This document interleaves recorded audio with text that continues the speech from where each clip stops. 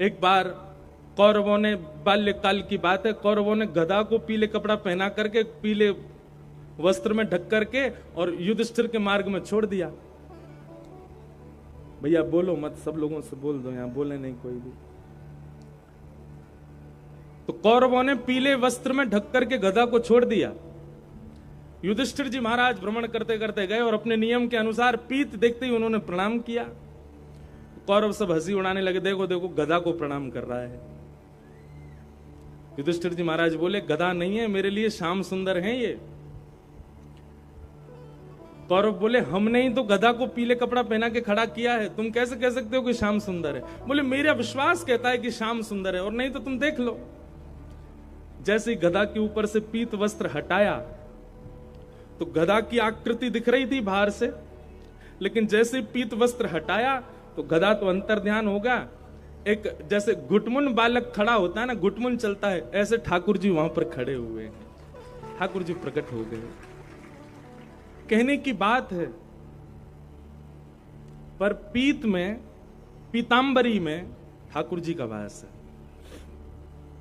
अगर कभी आपको कहीं मंदिर जाने का अवसर ना मिले, कभी आपको ठाकुर जी के दर्शन करने का अवसर ना मिले, वृंदावन की बहुत याद आवे, वादना पीरोई पहन के घूमो और यूं ही विचार करो कि श्री ठाकुर जी आपके अंग से लगे हुए हैं, ये ठाकुर जी को स्वरूप है। तो आज आप सब लोगों का जो स्वरूप है उससे ही पता चल रहा है कि आज नंदोत्सव होने वाला है।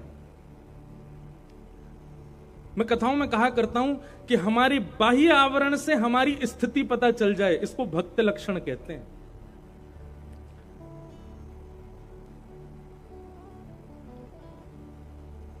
एक ऑरा बनाता है व्यक्ति, एक वातावरण बनाता हुआ चलता है व्यक्ति। भक्त का वातावरण कैसा होना चाहिए? उस भक्त की उपस्थिति से आसपास वालों के चित्त में भी कृष्ण भक्ति प्रकट हो जाए, तब समझो कि वो भक्त है। मीराबाई बहुत सुंदर थी, इतनी सुंदर थी कि महाराज कोटि कोटि नवरत्नों को भी वार दिया जाए मीराबाई पर तो भी कम पड़े, इतनी सुंदर थी मीराबाई। पर मीराबाई का स्वरूप सौंदर्य कैसा था? सामान्य संसार का स्वरूप सौंदर्य ऐसा होता है कि वो देखने वाले के चित्त में भावना प्रकट करता है, देखने वाले के चित्त में वासना प्रकट करता है, देखने वाले के चित्त में कामना प्रकट करता है। पर मीराबाई का स्वरूप कैसा था? इतनी सुंदर थी कि मीराबाई को देख करके यदि किसी के चित्त में काम भी होता था ना, तो काम मर और जाता था, प्रकट तो बहुत दूर की बात है। मीराबाई का जब ब्याह हो गया तो जहां ससुराल था मीराबाई का, वहां संतों की भीड़ लगने लग गई। तो आपके पतिदेव ने जाकर के संतों से पूछा कि आप लोगों को ऐसा मीराबाई में क्या दिखता है कि आप देखने के लिए चले आते हो? तब सब लोग कहते, बोले मीराबाई का स्वरूप ऐसा है कि उनके रूप को देखने के बाद, उनकी एक छटा देखने के बाद में कृष्ण और प्रिय लगने लग जाते हैं। हमारा आपका स्वरूप कैसा है? हमारी आपकी सुंदरता देख के सामने वाला हमसे रीझेगा, पर हमारी आपकी सुंदरता देख के ठाकुर जी से रीझ जाए, ऐसा स्वरूप किसका होता है? ये भक्त का ही हो सकता है। हमारे वृंदावन के परम पूजनीय श्री मलुक पीठ वाले महाराज जी का दर्शन करो, उनको देख के राम जी प्रिय लगेंगे। हमारे बरसाने वाले पूज्य श्री विनोद बिहारी दास बाबा का दर्शन करो, उनको देख के किशोरी जी प्रिय लगती हैं और प्यारी लगती हैं। बाबा प्रिय लगेंगे, महाराज जी प्रिय लगेंगे, पर उनका दर्शन करके ठाकुर जी और ज्यादा प्रिय लगते हैं। हमारे परम पूजनीय श्री प्रेमानंद जी महाराज का दर्शन करो, उनका दर्शन करके राधा वल्लभ लाल जी प्रिय लगते हैं। हमारे कृष्णानंद जी महाराज का दर्शन करो, इनके दर्शन करके गैया की याद आ जाती है। कई लोग तो महाराज जी का नाम भी नहीं जाने तो देखते गैया वाले बाबा जा रहे हैं। हमसे पहचान हमारी नहीं है, हमारी पहचान ठाकुर जी से हो जाए। जलंधर में जब आप गली में निकलो तो आपको देख करके सब लोग, ओ कुंज बिहारी वाले भैया जा रहे हैं। एक तोता था, उसका एक पंख कट गया था, तो उसको एक संत अपने यहां ले गए। संत ने मन में विचार किया कि मैं इस तोते को ऐसा ज्ञान तो दे दूं कि ये जीवन में कभी किसी का शिकार ना बने। तो संत ने उसको एक मंत्र याद करा दिया। तोता से बोलते, भेलिया आएगा, जाल बिछाएगा, दाना डालेगा, फंसना मत, फंसना मत, फंसना मत। और तोता तो तुरंत रट लेता है। संत जब भी उसकी ओर देखते बोलते बोलो तोता, तो बोलता भेलिया आएगा, जाल बिछाएगा, दाना डालेगा, फंसना मत, फंसना मत, फंसना मत। संत बोलते अब इसको तुम याद कर लो अच्छे से। तोता ने याद कर लिया, आते जाते हर समय बस यही बोलता भेलिया आएगा, जाल बिछाएगा, दाना डालेगा, फंसना मत, फंसना मत, फंसना मत। संत बोले अब इसको कोई शिकार नहीं कर सकता, अब ये ज्ञानी हो गया। महापुरुष अपना कमंडल उठाए यात्रा पर निकल गए, तोता को छोड़ गए एक डाल पर। और तोता तो यही बोलता है भेलिया आएगा, जाल बिछाएगा, दाना डालेगा, फंसना मत। इतने में ही एक शिकारी आया, उसने देख लिया तोता। तोता को देखते ही महाराज जैसे ही उसने जाल बिछाया तो तोता ऊपर से बोला भेलिया आएगा, जाल बिछाएगा, दाना डालेगा, फंसना मत, फंसना मत, फंसना मत। भेलिया को लगा ओहो ज्ञानी तोता है, ये तो सब जानता है। एक बार को भेलिया उसे छोड़ के चला गया, बोले ये तो जानकार है भैया। अगले दिन भेलिया फिर आया, उसने आकर के फिर से जाल बिछाया तो फिर से वो चिल्लाया भेलिया आएगा, दाना डालेगा, जाल बिछाएगा, फंसना मत, फंसना मत, फंसना मत। भेलिया बोला ये तो ज्ञानी है, लेकिन डाल पर और भी पक्षी बैठे हैं, इनको तो नहीं पता होगा, इन लोगों को पकड़ ले जाऊं। अब की बार जैसे ही उसने दाना डाला, दाना डालती सबसे पहले वही उड़ा जो गा रहा था, भेलिया आएगा, जाल बिछाएगा, दाना डालेगा, फंसना मत, फंसना मत, फंसना मत। भेलिया ने कहा ओहो रट्टू तोता है, केवल याद कर लिया है, इसको पता नहीं है इसका मतलब। ये जो बोल रहा है वो अपने कहने वाले शब्दों के अर्थ नहीं जानता है, केवल बोलना जानता है। और जैसे ही वो आकर के जाल पर बैठ करके दाना चुगने लगा, भेलिया ने जाल पकड़ा, उसको कमर पर टांगा, तब भी वो कमर पर टंगा टंगा भी बोल रहा है भेलिया आएगा, जाल बिछाएगा, दाना डालेगा, फंसना मत, फंसना मत, फंसना मत। भेलिया ने घर ले जाकर के महाराज उसकी सब्जी बनाने के लिए जैसे चक्कू उठाया, तब भी बोला भेलिया आएगा, जाल बिछाएगा, दाना डालेगा, फंसना मत, फंसना मत, फंसना मत। यही स्थिति हो गई है हमारी और आपकी। हमको याद तो हो गया है हनुमान चालीसा, लेकिन हमारे जीवन में कर्म रूपी भेलिया जब आता है और हमारे साथ में खूब उपद्रव करता है, तब हम गाते तो भूत पिशाच निकट नहीं आवे, महावीर जब नाम सुनावे, नासर हो घर सब पीरा, जपत निरंतर हनुमत वीरा, जंगर दे हनुमान चुरावे मनकम।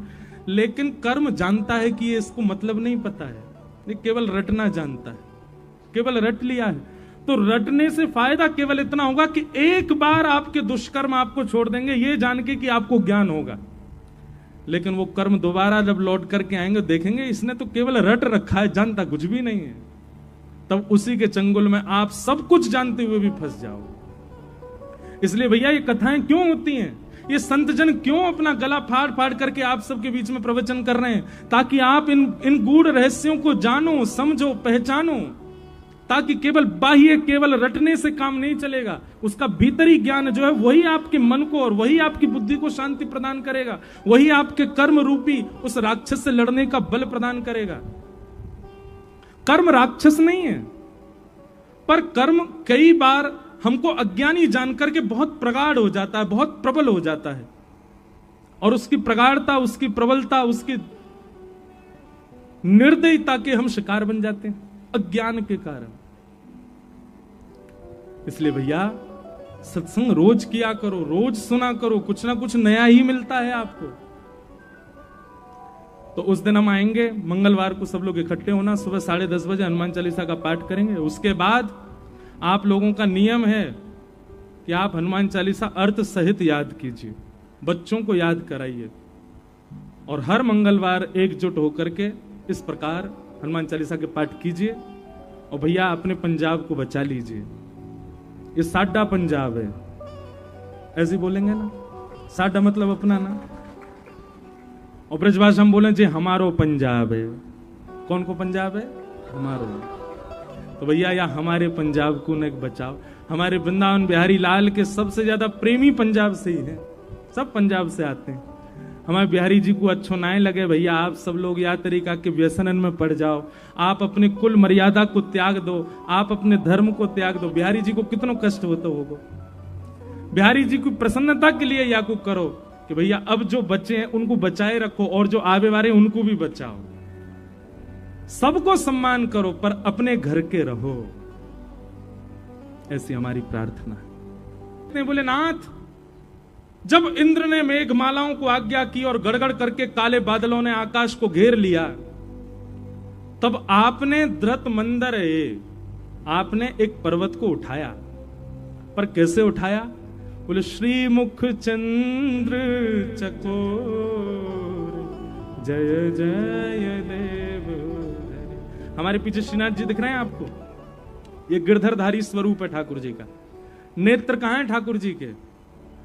नीचे ऐसे खड़े हैं ठाकुर जी। तो ऐसे क्यों खड़े हैं? तो जयदेव महाप्रभु कहते हैं, बोले भगवान एक शिला के ऊपर खड़े हैं, हाथ में गिरिराज जी धारण कर रखे हैं, लाखों ब्रजवासी चारों ओर गिरिराज जी के नीचे ओट लेकर के खड़े हैं, लेकिन ठाकुर जी के ठीक सामने हमारी किशोरी जी खड़ी हैं, हमारी बरसाने वाली खड़ी हैं। ठाकुर जी ने जैसे गिरिराज जी धारण किए, सामने किशोरी जी को निहार रहे हैं, इसलिए ठाकुर जी के नेत्र नीचे हैं, किशोरी जी को देख रहे हैं। जयदेव महाप्रभु कहते हैं, बोले भगवान आपने 7 दिन 7 रात्रि पर्यंत गिरिराज जी धारण करके रखे, क्या इंद्र को पता नहीं चला कि आप भगवान हो? 21 किलोमीटर लंबा चौड़ा पर्वत कोई बालक उठा ले और देवता उसके बाद भी ये विचार नहीं कर पा रहे कि ये भगवान नहीं है? ऐसा हो नहीं सकता ठाकुर जी। इतने विशाल पर्वत को आपने वाम हंस की कन्नी उंगली के नख पर धारण कर लिया, देवताओं में तो अफरा तफरी मच गई थी। जयदेव महाप्रभु कह रहे हैं, और सब दौड़े दौड़े इंद्र के पास गए, बोले इंद्र अभी वर्षा बंद कर, देख नहीं रहा है कौन है? साक्षात परमात्मा है, उन्होंने ही नख पर गिरिराज जी धारण किए, कोई सामान्य बालक नहीं कर सकता, अरे कोई राक्षस भी ये नहीं कर सकता, ये साक्षात जगदीश्वर हैं, अभी वर्षा बंद कर दे, नहीं तो तेरा हाल अच्छा नहीं होगा।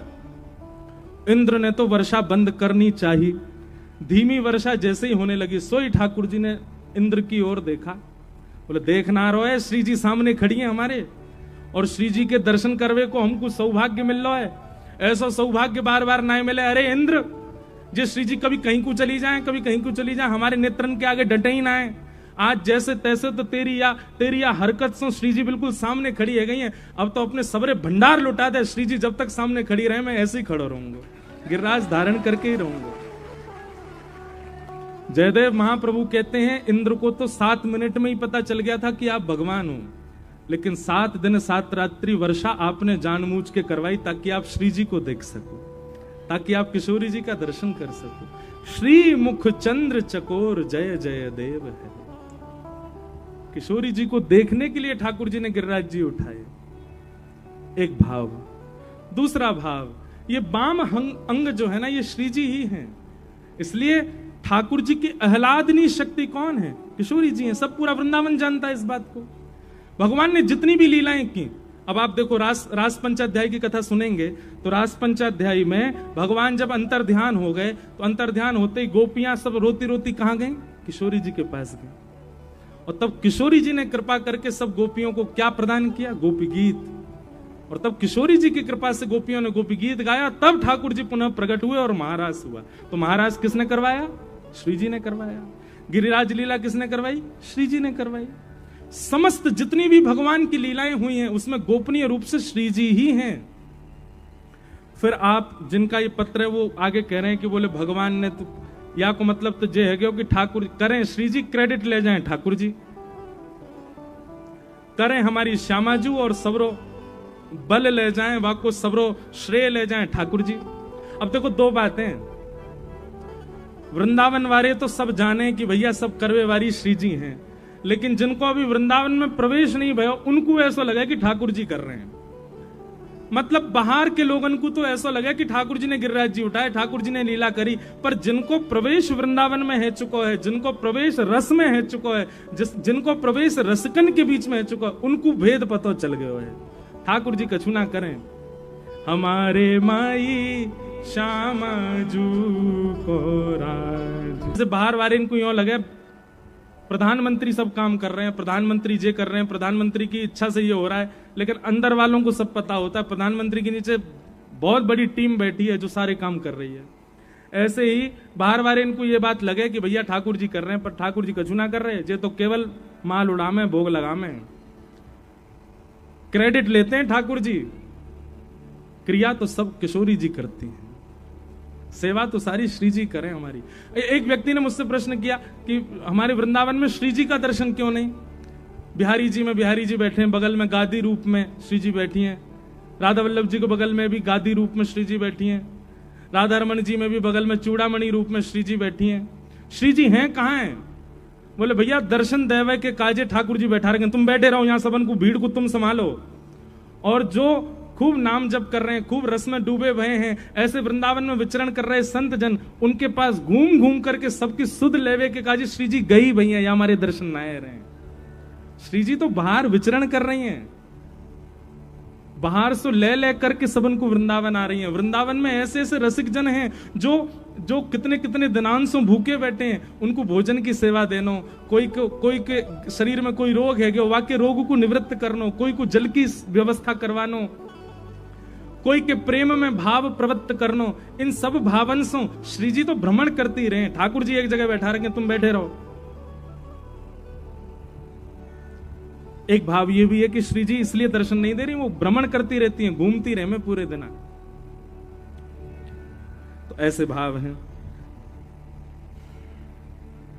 अब बाकियों को हम बाद में कभी कहेंगे, कथा क्रम कह लें। आज ठाकुर जी को जन्मोत्सव करना है, अभी तक तो परीक्षित को श्राप नहीं लगो, और ठाकुर जी को कथा, हमारी कथा ऐसी है भैया, हम बहुत पीछे रह जाते हैं कथा कहते कहते, भाव इतने आ जाते हैं। 1 महीना की कथा कराई एक बाबा ने नासिक में, बामऊ हम प्रहलाद चरित्र तक ही पहुंच पाए 30 दिना में, इतना आनंद आवे।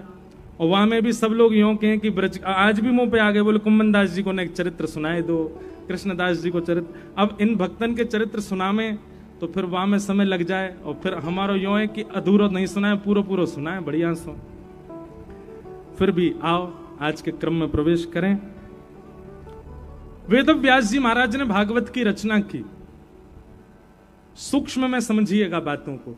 एक तो कोई उठ के नहीं जाएगा आज नंदोत्सव से पहले, चाहे तुम्हें गर्मी लग रही हो, चाहे तुम्हें प्यास लग रही हो। हमारी स्थिति आपसे ज्यादा खराब है, पर फिर भी हम पूरे बैठ के कथा सुना रहे हैं।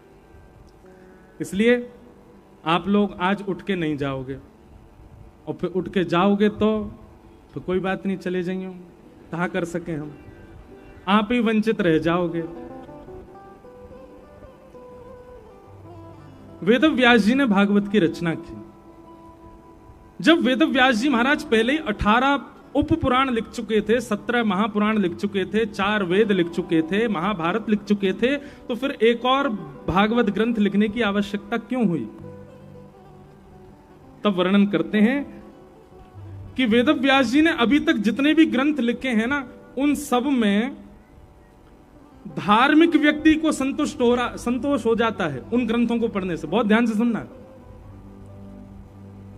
धर्म, अर्थ, काम और मोक्ष, इन 4 पुरुषार्थों को पाना जिनकी स्थिति है, उनके लिए तो वो सारे ग्रंथ बहुत अच्छे हैं।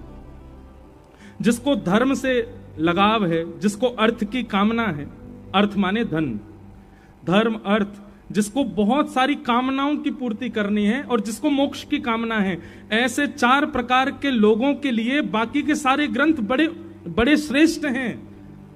पर जो पंचम पुरुषार्थ का अनुयायी है, उसके लिए वे काम नहीं आने वाले। पंचम पुरुषार्थ किसको कहते हैं? पंचम पुरुषार्थ कहते हैं प्रेम को। किसको कहते हैं? प्रेमी व्यक्ति कई बार धर्म की बाउंड्री में नहीं रह पाता। प्रेमी व्यक्ति कई बार अर्थ की स्थिति में नहीं होता। मीराबाई धनवान थी, पर फिर भी धन नहीं था। सूरदास जी धनवान थे, पर फिर भी धन नहीं था। किसी भी भक्त को आप उठा करके देख लो, धनवान एक भी नहीं मिलेगा आपको। क्यों? अर्थ है ही नहीं। प्रेमी व्यक्ति के पास में धर्म की आड़ में वो रह नहीं पाएगा, वो उससे परे हो जाता है। और कर्मा भाई, धर्म तो कहता है कि सुबह उठ करके स्नान ध्यान करके पवित्र अवस्था में भगवान की सेवा करो। और कर्मा क्या कर रही है? बिना नहाए धोए सुबह सुबह दांतुन कर रही है, और ठाकुर जी खिचड़ी बना रही है। थाली भर के लाई खींचड़ो, ऊपर घी की बात की, जीमो म्हारा शाम घणी जमावे बेटी जाट की। और ठाकुर जी दौड़े दौड़े आते हैं कर्माबाई की वो खिचड़ी पावे के लिए। अब सबरी की भक्ति कैसी? अब यहां धर्म कहां है? ठाकुर जी को झूठा खिलाना चाहिए? नहीं। पर सबरी क्या कर रही है? बेर खाती है, चख के देखती है, अगर खट्टे होते हैं तो दूर फेंक देती है, मीठे होती है तो ठाकुर जी को दे दी, इसको पाओ। ठाकुर जी उसका झूठा पा लेते हैं। तो प्रेमी व्यक्ति जब हो जाता है ना, तो धर्म की कई बातों से ऊपर निकल जाता है। अर्थ की उसको इच्छा नहीं होती, धन की इच्छा नहीं होती प्रेमी व्यक्ति को।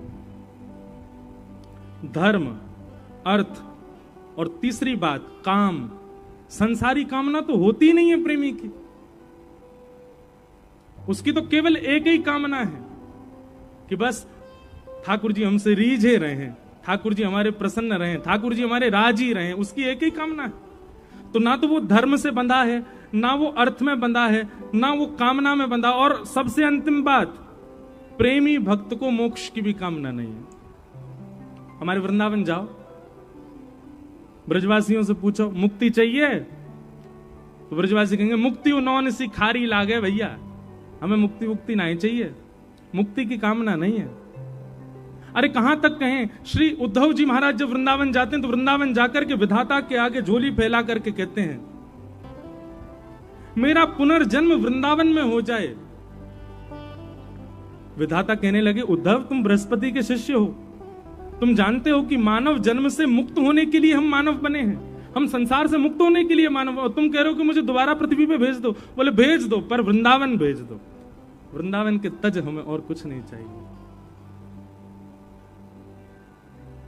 वृंदावन की बात आ जाती, इतने सारे पद मेरे मन में घूमने लगते हैं। हमारे रसिकजन कहते हैं कि भैया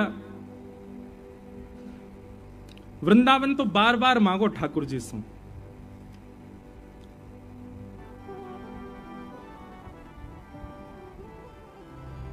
श्री जी से भी यही वरदान मांगो कि हे श्री जी कृपा करो, हमें वृंदावन प्रदान करो। जय हो। अब पद बाद में गाएंगे।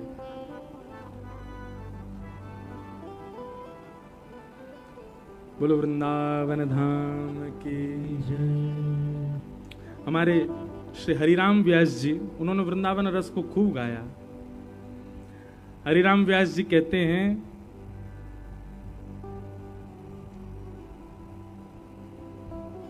धन धन वृंदावन की चेंटी, धन धन वृंदावन के बंदर, धन धन वृंदावन के मेढक, धन धन वृंदावन की मक्खी, धन धन वृंदावन के वृंदावन की डुकरिया, धन धन वृंदावन के पक्षी। एक अभय राम जी करके हुए हमारे वृंदावन में, उन्होंने वृंदावन को खूब भाव से कहा।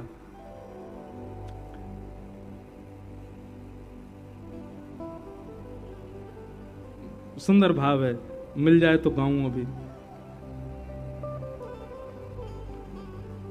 धन धन वृंदावन के बंदर, आन कान कहू की नहीं माने, लूटे सबके अंतर। धन धन वृंदावन के कौन? बंदर। धन धन वृंदावन के बंदर, आन कान काहू की नहीं माने, लूटे सबके अंतर। गैल गिरारे कूदत डोले, कहां हवेली मंदिर। धन धन वृंदावन के बंदर। ऐसे इन्होंने खूब सारे भाव लिखे। धन धन वृंदावन की चेंटी, धन धन वृंदावन की कोयल कारी, जिन बागन में रहे सदाई, बोलत है मतवारी। धन धन वृंदावन की कोयल कारी।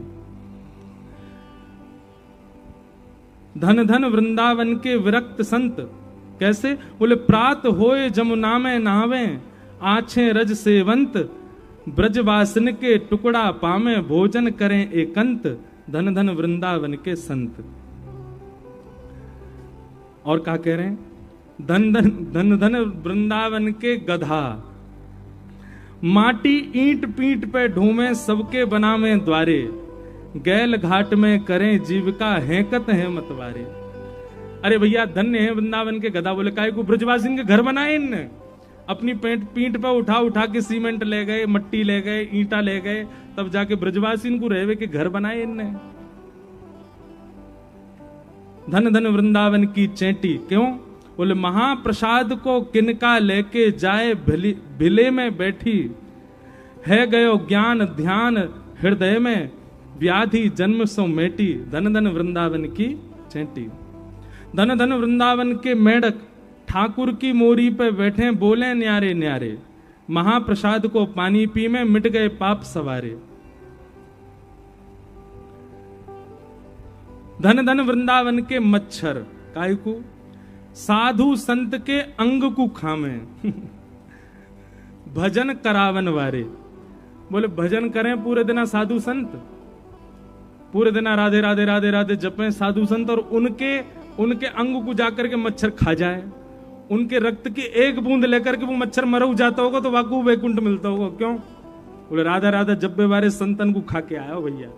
धन धन वृंदावन के मच्छर प्यारे, जमुना तीर नीर पे बैठे, गुंजारे मतवारे, धन धन वृंदावन के मच्छर प्यारे। ऐसे वृंदावन तो भैया अद्भुत है। हम ब्रजवासी को मुक्ति की कामना नहीं है, हम तो एक पद गाते हैं, बधाई में। आज नंदोत्सव है ना, सब लोग झोली फैलाओ, बधाई लो। अभी ठाकुर जी को जन्म नहीं भयो, पहले बधाई लो। सब लोग गईयों मेरे संग में हैं। हम अपने गिरधर लाल जी के जन्मोत्सव पे यही बधाई मांगते हैं ठाकुर जी से। मिलता है निज ब्रज मतलब निज वृंदावन। दो वृंदावन है, एक है वृंदावन जो अभी हमको दिख रहा है, एक है अप्रकट वृंदावन। अप्रकट वृंदावन कैसा है? अप्रकट वृंदावन में सब कुछ ऐसा ही है। बिहारी जी भी हैं, राधा वल्लभ जी हैं, राधा गोविंद देव जी हैं, गोपीनाथ जी हैं, जुगल किशोर जी हैं, राधा रमण जी हैं, सब हैं वहां पर अभी हम आप सब लोगों को जो दर्शन दे रहे हैं वो स्थूल रूप में दे रहे हैं, हिलते डुलते नहीं है ठाकुर जी। लेकिन निज वृंदावन में तो चलते फिरते हिलते डुलते ठाकुर जी दिखे। निज वृंदावन में सामान्य लोगों की भीड़ नहीं है। तो बोले निज वृंदावन में कौन है? बोले श्री हितरवंश महाप्रभु निज वृंदावन में विराज रहे हैं, श्री स्वामी हरदास जी महाराज निज वृंदावन में विराज रहे हैं, गोपाल भट्ट गोस्वामी जी निज वृंदावन में विराज रहे हैं, श्रीमद वल्लभाचार्य जी महाराज निज वृंदावन में विराज रहे हैं, श्री गोसाई श्री विठलनाथ जी महाराज निज वृंदावन में विराज रहे हैं, विठल विपुल विहारन देव जी निज वृंदावन में विराज रहे हैं। ये सारे रसिक जन, मीराबाई, करमेती बाई, ये सब हैं निज वृंदावन में, और इन सबके प्रत्यक्ष दर्शन होते हैं। वृंदावन को भजवे वारो वृंदावन से कभी दूर ना जावे, वो वृंदावन को भजतो भजतो प्राण त्याग के फिर वृंदावन में ही आ जावे। लेकिन 4 प्रकार से। पहला, जन्म वृंदावन में हो जाए, मृत्यु कहीं भी हो जाए। दूसरा, जन्म कहीं भी है जाए, अंतिम श्वास वृंदावन में निकल जाए। तीसरा, जन्म कहीं भी है जाए, मृत्यु कहीं भी है जाए, बस अंतिम श्वास निकलते समय या तो ब्रज को प्रसाद मिल जाए, या ब्रज की कोई बात बता दे, या ब्रजवासी दिख जाए। अंते यामति सा गति, अंत में मरते मरते ब्रज को दर्शन है जाए या ब्रजवासी को दर्शन है जाए, तो भी उसको ब्रजमंडल प्राप्त हो जाएगा। और चौथा सबसे अनूठा और सबसे अद्भुत उपाय क्या? जन्म भी कहीं है जाए, मृत्यु भी कहीं है जाए, अंतिम समय में ब्रज की कोई बात भी नहीं सुनावे, केवल अंतिम संस्कार हैवे से पहले आपकी शव यात्रा में कोई ब्रजवासी 11 कदम चल जाए, वासु ब्रज मिल जाएगा। ऐसी ब्रज की महिमा है। और ये कोई और नहीं, स्वयं महादेव बता रहे हैं पार्वती जी को। इतनी कृपा है ब्रज की। तो भैया ब्रजवासी मुक्ति की कामना ना करें, ब्रजवासी तो यूं कि हमको फिरते ब्रज मिल जाए, बस यही चाहिए हमें। प्रेम लक्षणा भक्ति जिसके चित्त में होगी वो मुक्ति की कामना नहीं करता है। श्रीमद् भागवत में स्वयं कपिल देवूति संवाद में भगवान कहते हैं, दीयमान न ग्रहणंती। प्रेमी भक्त कैसा होता? बोले उसको मैं मुक्ति देता हूं, वो भागता हो रहा है। बोले नहीं, मुक्ति नहीं चाहिए, तो क्या चाहिए? बोले हमको वृंदावन दे दो, हमको ब्रज दे दो। ब्रज वृंदावन में रहेंगे, दिन रात आपका नाम गाएंगे, कथा सुनेंगे, दिन रात आपके दर्शन करेंगे, बस यही हमारा जीवन बन जाए, ऐसी कृपा करो। तो भागवत जी की रचना क्यों की वेद व्यास जी ने? चतुर्विध पुरुषार्थ का पालन करने वाले लोगों के लिए बहुत सारे ग्रंथ हैं, पर जो प्रेम के उपासक हैं उनके लिए आपने क्या लिखा? तब व्यास जी महाराज मन में चिंतन करने लगे, बोले कि मैं क्या करूं? बोले कि अब समाधि लगाइए और ऐसे ग्रंथ का निर्माण करो जिसको पढ़ने सुनने के बाद भगवान में श्रद्धा नहीं, भगवान में विश्वास नहीं, भगवान में आस्था नहीं, भगवान से प्रेम हो। आस्था, विश्वास, श्रद्धा ये तो नास्तिकों की भी कई बार हो जाती है, पर ठाकुर जी से प्रेम हो जिस ग्रंथ को सुनकर के, ऐसा कोई ग्रंथ लिखिए वेदव्यास जी। तब वेदव्यास जी महाराज ने भगवान के प्रेम स्वरूप का चिंतन करते हुए 18वां पुराण लिखा, जिसका नाम है श्रीमद् भागवत महापुराण। देखो, मन जहां होता है ना, आपका तन वैसा ही हो जाता है। मन आपका कथा में होगा तो ना आपको भूख लगेगी, ना प्यास लगेगी, ना पाँव में दर्द होगा, ना पसीना की पता होगी। मन को लगा लो ठाकुर जी, बड़े भाव से सुनो। अजब कुमारी, रोज ज्वर चढ़ता था उनका, ज्वर उतरे नहीं किसी औषधि से। उन्होंने पिताजी से कहा, पिताजी ये रोग ऐसे नहीं जाएगा, मुझे आप वृंदावन भेज दो और मैं सदा के लिए वृंदावन रहूं, वहीं ठाकुर जी की सेवा करूं। चाकर रहसू बाग लगासू, नित उठ दर्शन पासू, वृंदावन की कुंज गलन में हरि की लीला गासू। श्याम मने चाकर राखो जू, हरि जी मने चाकर राखो जू। पिताजी मुझे वृंदावन भेज दो। पिता राजा थे, मना कर दिया, बोले बिल्कुल नहीं, तुझे दर्शन करने जाना है, तू चली जा, सेना तेरे साथ जाएगी, दर्शन कर, 2-4 दिन रुक, वापस आ जा, रुकने के लिए नहीं। क्या कहेंगे लोग, राजा की बेटी राजकुमारी वृंदावन बस गई, वहां जाकर दासियों की तरह रहती है। पिता ने आज्ञा नहीं दी। अजब कुमारी 4 दिन के लिए वृंदावन आई। बहुत ध्यान से सुनना। और वो मंदिर में पीछे खड़ी होती है सबसे, और दूर खड़ी खड़ी ठाकुर जी के सामने रोते हुए कहती है, श्रीनाथ जी के सामने, पिताजी तो नहीं मान रहे, आप मान जाओ। 2 ही ऑप्शन है मेरे पास, या तो मुझे यहां बसा लो या फिर आप मेरे साथ चल दो, क्योंकि मैं आपके बिना नहीं रह सकती। पर ठाकुर जी तो बड़े ऐंठीले हैं ना, यूं ही खड़े रहे, कुछ करते थोड़ी है, चाहे कितना रो कितना फिपियाओ इनके आगे, यूं ही खड़े रहेंगे, कोई इन पे दया तो आती नहीं इनको बिल्कुल भी। अजब कुमारी ने लेकिन इसका एक उपाय ढूंढा और मंदिर के अधिकारी के पास जाकर के बोली, मुझे मंदिर में कोई सेवा दे दो। अधिकारी जी बोले, मंदिर में तो सारे पुरुष ही सेवा करते हैं, और तुमको कैसे सेवा देते हैं? बहुत प्यार प्रार्थना की तो अधिकारी जी बोले, अच्छा तुमको कुछ कला आती है, नाचना आता है, गाना आता है, कुछ आता है तुम पे? बोले, मैं राजकन्या हूं, राजकुमारी हूं, राजकुमारियों को ज्यादा ऐसे नाचना गाना वो नहीं है, हमारे पिताजी को पता चल गया तो बहुत नाराज होंगे। तो बोले, फिर क्या क्या करोगी ठाकुर जी, क्या कुछ तो करो सेवा। तो उसने कहा, मुझे चौसर खेलना बहुत बढ़िया आता है, मैं ठाकुर जी के संग चौसर खेलूं? तो बोले, हाँ तुम यही किया करो, तुम ठाकुर जी के साथ चौसर खेला करो। तो अजब कुमारी क्या करती थी, राजभोग के बाद दर्शनार्थी पीछे से दर्शन करते, वो सन्मुख बैठ के श्रीनाथ जी के और चौसर खोल करके और पासा एक बार अपनी तरफ से चलती और दूसरी बार ठाकुर जी की तरफ घुमा के ठाकुर जी की तरफ से चलती, ठाकुर जी की तरफ से खेलती ठाकुर जी के साथ। अजब कुमारी चौसर खेलने में इतनी निपुण थी कि उससे कोई जीत ही नहीं सकता। महाराज जब वो चौसर खेलती थी ना, तो जब अपनी चाल चलती और जब ठाकुर जी की चाल की बारी आती तो सामने श्रीनाथ जी को पसीना आ जाते, बोल अब मैं हारूंगा, जब मोह हरा देगी। और जब उनके प्रश्वेत के बिंदु आते, अजब कुमारी उस प्रश्वेत को बिंदु को देख लेती और बिंदु को देखते देखते ऐसी चाल चलती कि ठाकुर जी जीत जाते, वो हार जाती। सोई ठाकुर जी की 2 दतुइयां दिख जाती, हंस जाते ठाकुर जी खड़े खड़े। इस छवि का अवलोकन अजब कुमारी करती। 3 दिन तक तो ठाकुर जी जिताए वाने। अब आया चौथा दिन, जिस दिन उसको वापस जाना था। आज सुबह से ही आंखें लाल पड़ी हैं, मन घबरा रहा है, हाथ पैर कांप रहे हैं कि अब वापस जाना है। और ठाकुर जी यहां मंद मुस्काए, बिल्कुल सच धस के खड़े, आ जाऊं मैं जीतूंगा। अजब कुमारी ने सामने चौसर बिछाया और ठाकुर जी को देख रही है, अश्रु भरे हैं नेत्रों में, क्रोध में देख रही है।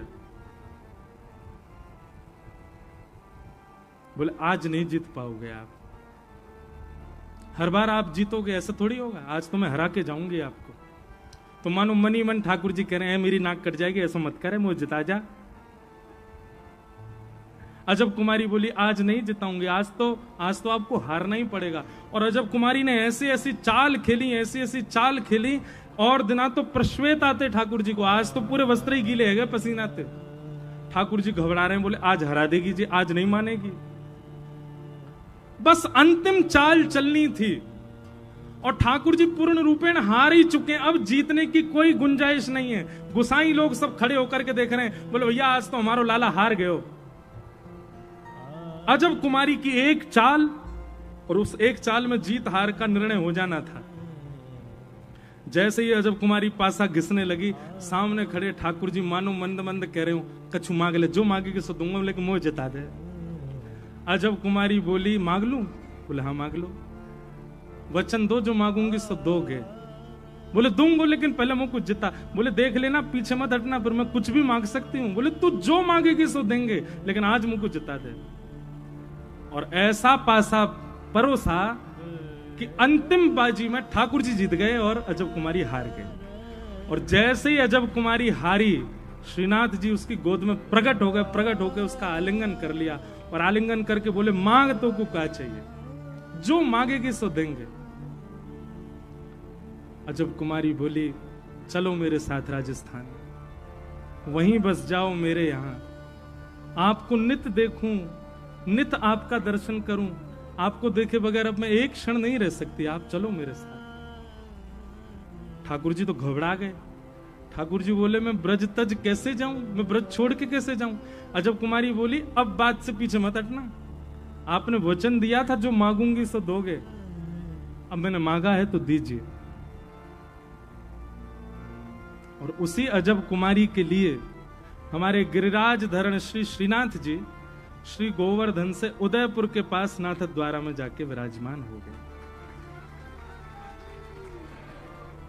पूछरी के लौथा की प्यारे, ऐसे हमारे श्रीनाथ जी जिस ब्रज का कभी त्याग नहीं करते ठाकुर जी, उस ब्रज का त्याग भी एक भक्त वैष्णव के प्रेम भाव से कर लिया। अब बताओ